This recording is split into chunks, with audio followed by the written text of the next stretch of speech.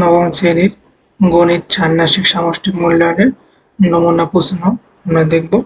কাজ কতে থাকতে পারে যে একক কাজ হিসেবে যে তুমি তোমার পরিবারে কি গত 6 মাসের খরচের হিসাব জেনে নাও এবং কি প্রতি মাসের খরচকে একটি পদ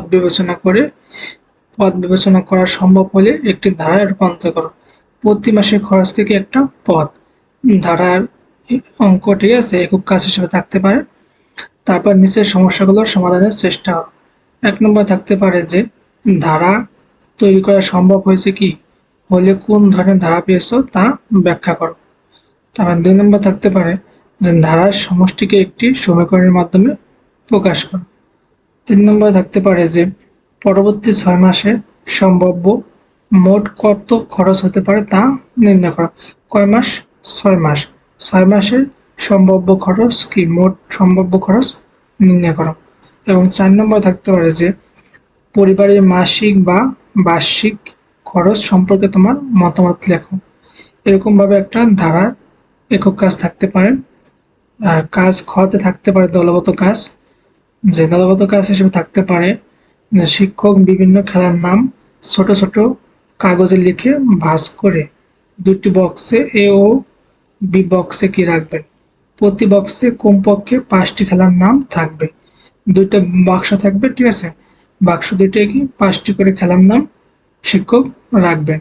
এবার শিক্ষকের নির্দেশনা মতে শিক্ষার্থীরা কি 9 জন মানে কি যে কোনো বিজোড় সংখ্যক করে কি দল গঠন করবে বা দলে বিভক্ত হবে। প্রতি দলে দলনেতা এ ও বি বক্স থেকে কি একটি করে মোট 2টি খেলার নাম তুলবে। কয়টা খেলার নাম? 2টি খেলার নাম তুলবে এবং দলের অন্য সদস্যদের থেকে প্রশ্ন করে জেনে নেবে যে লটারিতে পাওয়া খেলা দুটির মধ্যে কোনটি তারা খেলতে পছন্দ করে। তাদের সম্ভাব্য উত্তর হতে পারে যে দুটি কি পছন্দ করে এ ও বি, আর যে কোনো একটা পছন্দ করে এ অথবা কি বি খেলা, আর যে কোনোটি পছন্দ করে না। তারপর এবার কি খাতায় একটি নামের তালিকা করো যে কারা এ পছন্দ করে এবং কি কারা বি পছন্দ করে এবং কারা কোনোটি পছন্দ করে না। যদি কেউ 2টি খেলা পছন্দ করে তবে তার নাম কি এ ও বি 2টি তালিকায় থাকবে। এবার নিচে কাজগুলো সম্পাদন করো বা সম্পন্ন করো। 1 নম্বরে যে কতে থাকতে পারে ইউ। ইউ সমান কি দলের সকল শিক্ষার্থীদের নাম যাদের কাছ থেকে কি তথ্য নেওয়া হয়েছে। তা খতে থাকতে পারে যে এ এ সেট মানে কি যারা এ গ্রুপের খেলা পছন্দ করে তারা কি এ সেটের অন্তর্ভুক্ত হবে। তারপর কি বি বি সেটের অন্তর্ভুক্ত কারা? যারা বি গ্রুপের খেলা পছন্দ করে। তারপর 2 নম্বর থাকতে পারে যে উপরে ক খ ও গ এর তথ্যগুলো একটা ভেনচিত্রে উপস্থাপনা করো। তোমাদের সেটে কি ভেনচিত্র ছিল, সেরকম ভেনচিত্রে উপস্থাপনা করো। যারা কি এ ও বি কোনটি পছন্দ করে না তাদেরকে একটা ভেনচিত্রে উল্লেখ করো। তারপর কাজ 3-এ থাকতে পারে যে এবার সেটের অপারেশন থেকে প্রাপ্ত সংখ্যা দিয়ে নিচের ছকটি পূরণ করো।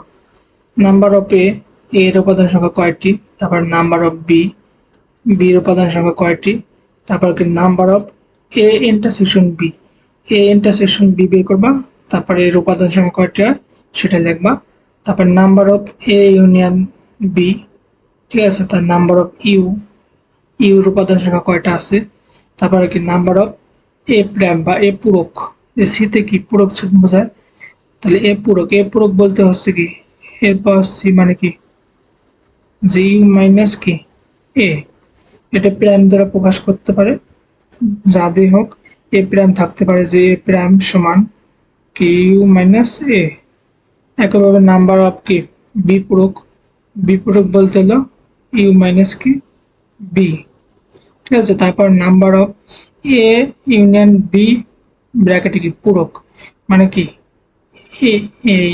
এ ইউনিয়ন বি পূরক, এটার মানে হচ্ছে যে ইউ থেকে কি এ ইউনিয়ন বি বাদ, ঠিক আছে।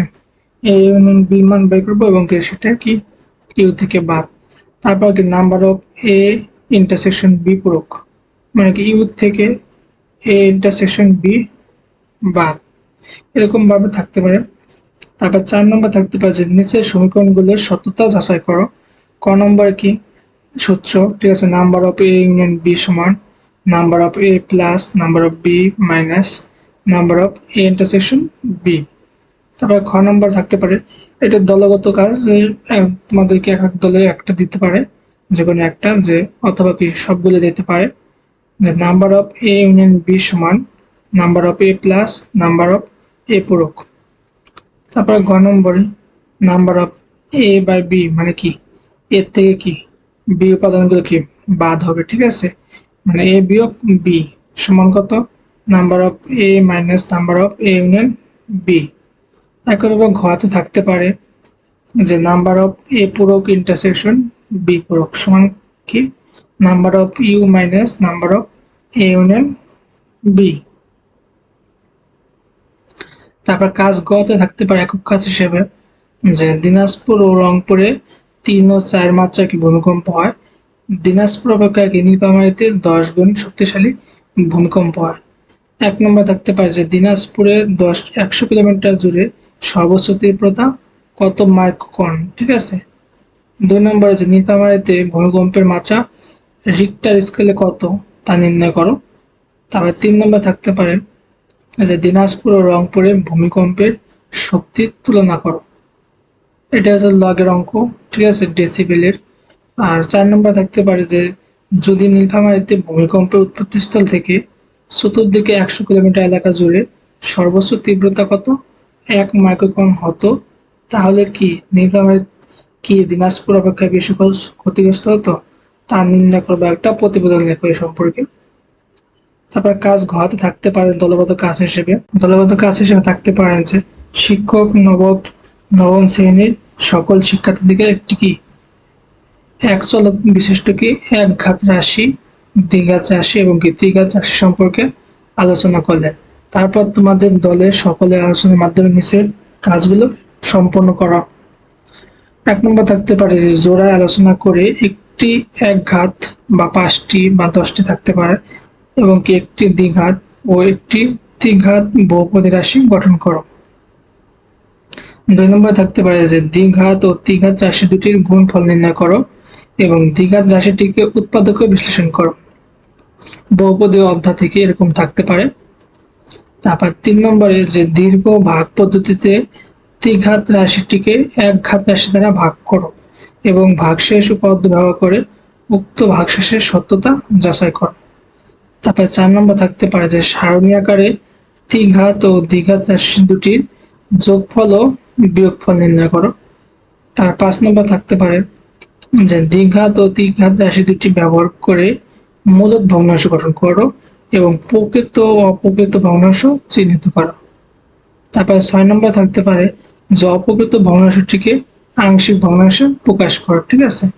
এবং 7 নম্বর থাকতে পারে যে ত্রিঘাত বহুপদী রাশিটিকে ছক-কাগজে উপস্থাপনা করো এবং এর সাথে কি প্রকৃতি ও প্রযুক্তিতে কোথায় মিল পাওয়া যায় তা দলের সকলে মিলে আলোচনা করে লেখো, অথবা কি একটা প্রতিবেদন লেখো, ঠিক আছে।